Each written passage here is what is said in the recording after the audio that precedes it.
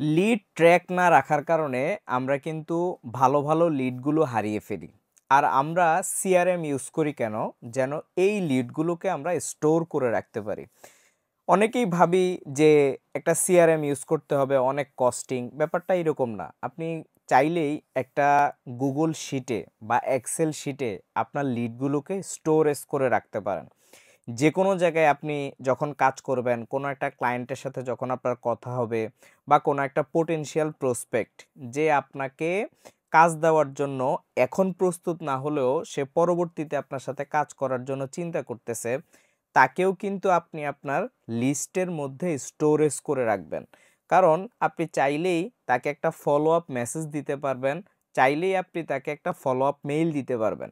এখন যদি আপনি তাকে স্টোরেজ করে না রাখেন, তাহলে কিভাবে আপনি তাকে ফলো আপ করবেন?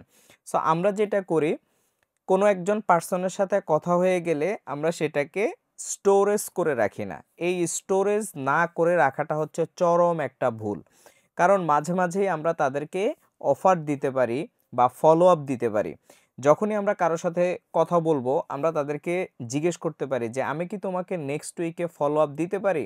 সে যদি বলে ইয়েস দিতে পারো, এখন আপনি লিডটা কালেক্ট করে রাখলেন না, লিড কালেকশন করে আপনি আপনার শিটে রাখলেন না। তাহলে যেটা হবে, ওই 1 উইক পরে যেই ফলো আপটা পাঠানোর কথা সেটা আপনি নিজেই ভুলে যাবেন, আর ক্লায়েন্ট তো ভুলে যাবেই।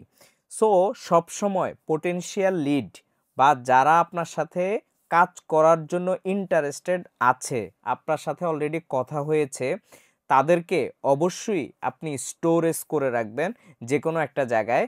তাহলে পরবর্তীতে আপনি তাদেরকে ফলো আপ দিতে পারবেন। এবং রিসার্চ বলে যে 80% টাইম ক্লায়েন্ট ক্লোজ হয় ফলো আপের কারণে। সো অলওয়েজ লিড স্টোর করে রাখবেন সব সময়।